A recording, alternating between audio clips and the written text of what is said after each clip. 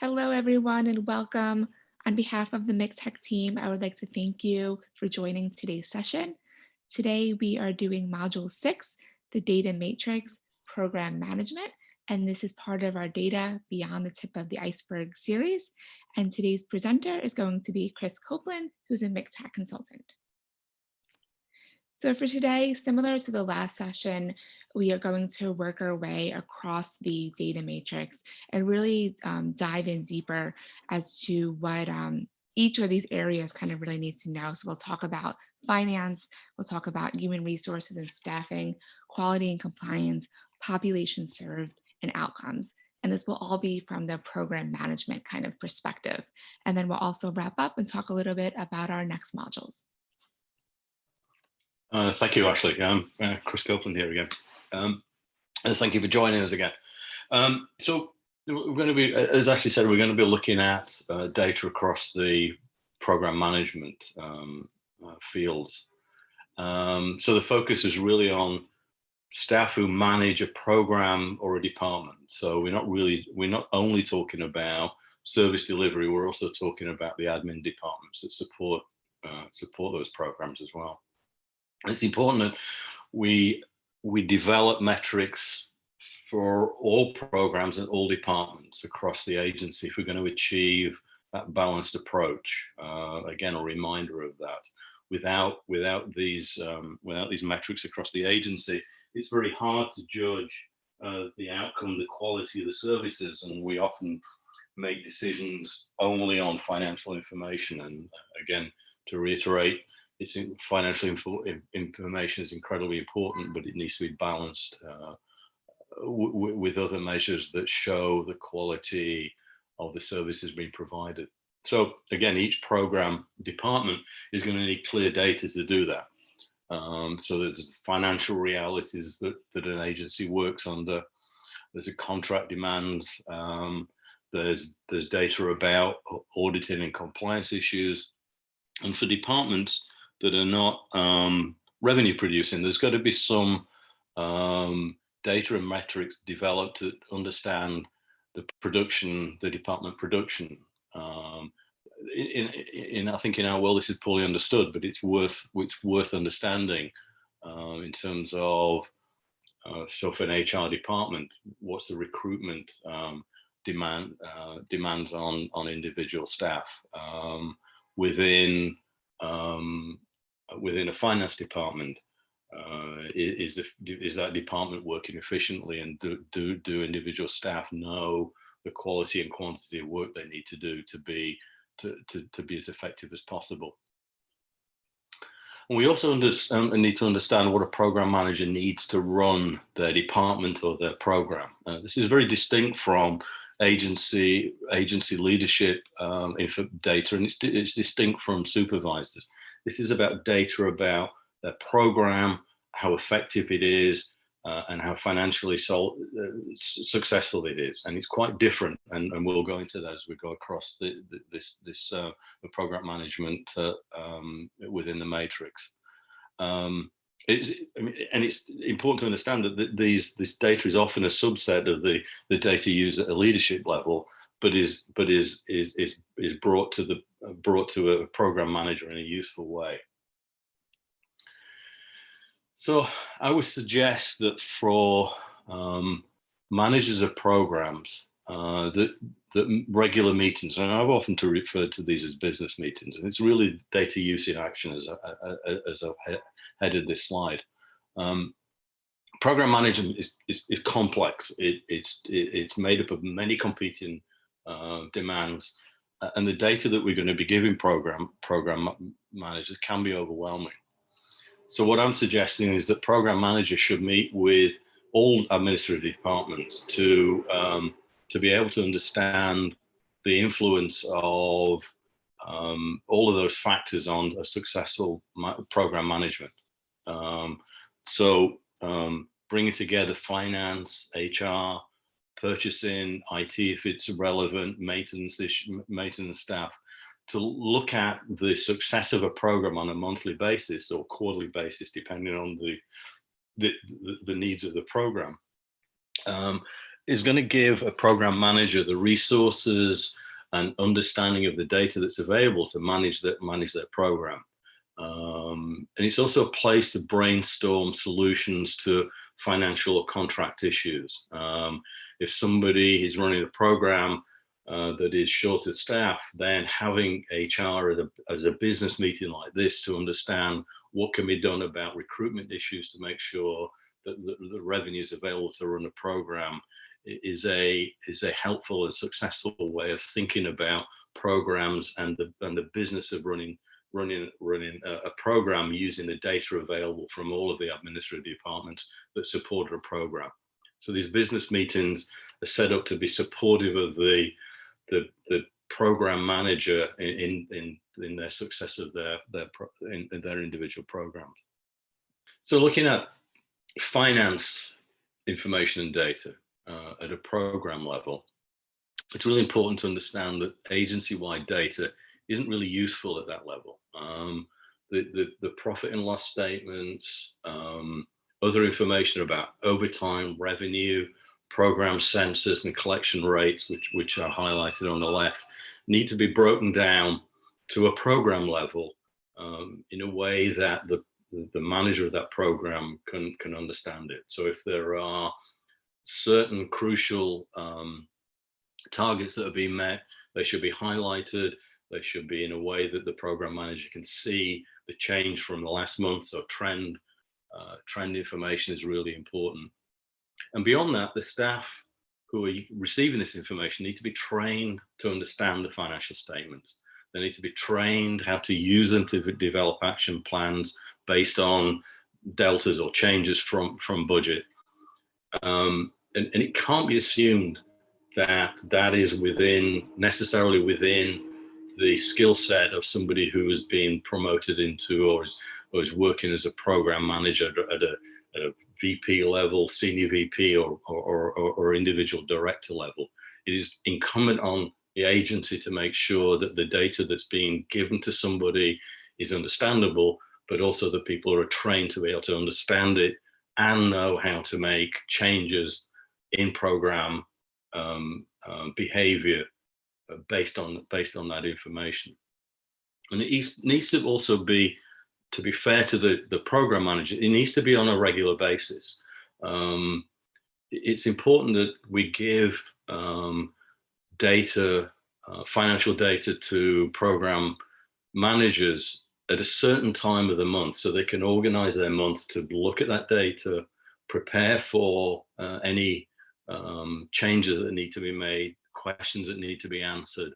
In the same way, I've always viewed that preparing for a board meeting can take time to make sure that the information being presented is accurate, understandable. In the same way, I think we ought to be giving program managers the courtesy of regular data that's available at a certain time so people can arrange their work schedule around very important information that's being provided for them to run the programs. So human resources or staffing, this is really about how do you know you have the quality staff and how do you know that they're satisfied with you as an employer? So on the left, there's a number of data points in terms of turnover by program, vacancies, length of employment, and satisfaction and feedback from program staff. I mean, these data points can highlight very different very different issues in terms of staffing. It could be recruitment. It could be an issue with the program itself, and do people want to work in the program? It could be due with a salary, or it could be due to individual supervisors. I think we all know and understand that people generally stay or leave an agency because of their supervisor rather than other issues. So these individual data, this data at a program level, can help the agency understand where issues sit, or it could be that it helps the program manager themselves understand these issues. I think for all of these different areas, it's important to understand that average numbers at an agency level hide important variations at either an individual program or a department level. So it's important to understand that, okay, on average, we're okay in terms of vacancies, but there could be many vacancies in one program that has a specific issue that needs addressing. So the data by program for the program managers to have to understand how they relate to the rest of the agency is very important. So for quality and compliance, we've already talked in the last module about developing a risk assessment to identify the high risk. So the department program manager, I think it's really important, need to be involved in that assessment so they understand where their high risk, the high risk is in their program, and they're receiving regular audit findings. And it's an important issue that if the data should alert managers to take proactive action. So this data is not there to be used to fix problems solely to fix problems that the auditors have found. Nobody really wants to be in a position to for the auditors to find serious problems. This is about data being used to allow managers to ensure that their processes and practices themselves do not create audit compliance or risky behavior. So incident reports, for instance, will highlight areas of concern for practice and or safety for individual staff. So again, data can show there's an issue. It doesn't necessarily tell you the reason for the issue. So a program that has a lot of incident reports, maybe that the program is simply not safe for staff to be working within. This could be an ACT team within a very an unsafe neighborhood, or it could be actually the practices within the program themselves lead to incidents. And so remember that the data is a place to begin to understand. It doesn't necessarily give you the answers that you may be looking for. So for population on a program level, it's important to understand population, the people you've been provided services for within the program or aggregate level. So there's a number of questions that this data can begin to answer for you. Do you represent your community that you're working in? Do you reach the people that the mission is designed for? Are your outcomes positively or negatively skewed towards one group or another? Are you more effective with one cohort over another? Without understanding the makeup of the demographics of the people you're serving within a program, it's very difficult, impossible to understand whether your services are being effective consistently across the people you're providing services to.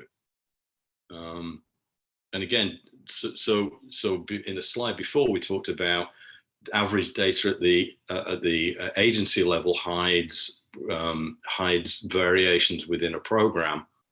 Conversely, data that's only about individuals could hide crucial patterns in services and outcomes, as we've just mentioned before. Program satisfaction results are always useful,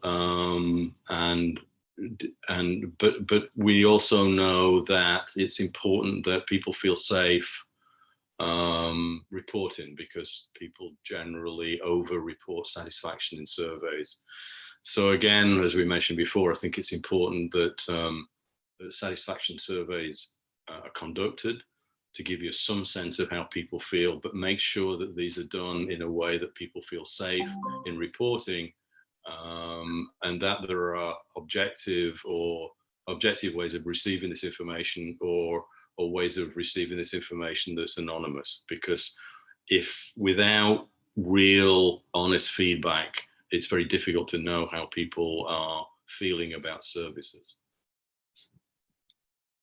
And the last area is the outcomes for for a program.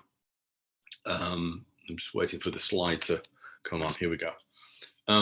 Now, before, in the previous model, we talked about agency level outcomes, but it's also very likely possible that outcomes could be tailored for an individual program. So for an agency, there's programs that are very diverse, and the outcomes could be quite different. And in a later module, you'll be hearing from Astor Community Services about how they created outcomes on a program level and developed data and feedback so individual programs could understand how they're doing against their outcomes. So outcomes are really important obviously for an agency to be able to show how they're doing, but it's important that managers should be included in deciding these outcomes, because the data has to be meaningful. And it needs to be understood that the outcomes that you're using can be impacted by the services being provided. And this may seem obvious, but if we're looking at wanting to improve the safety of a community, but it's very difficult to show how the individual services you're providing changes that safety, then there's a disconnect between the outcomes and the services. So there need to be outcomes that are achievable by direct or by proxy that we talked about before about the services being provided. And again, we're either talking about direct outcomes, say employment from an employment program, or proxies, which is maybe ER hospitalization used for a behavioral health program. Because it's important to remember that managers have to relate the relevance of the data being collected to their staff. So the outcomes that the managers are involved in developing need to be meaningful. The staff need to understand how their services that they provide impact those outcomes, and can understand how their work, again, directly relates back to the mission of the agency. So outcomes on an individual program basis need to be meaningful, clear, and connected to the work that's being provided by the individual staff. Again, the next modules, module 7, we'll be looking at data and the use of data by supervisors, and the module after that we'll be looking at how staff themselves, individual staff, will be using data to understand their performance and the impact of their work on the people they're providing services to. So I hope you'll join us for those two, which will complete the modules that we're providing, that will go into some depth about the matrix itself, before we begin hearing from some data and outcome champions who have put some of this work into practice. And I'll hand you back to Ashley. Great. Thank you so much, Chris. And thank you again to everyone for tuning in today. As always, if you have any questions or feedback, you can please send them to our MCTAC email address, which is mctac.info@nyu.edu. Thank you so much, and we will talk to you next time.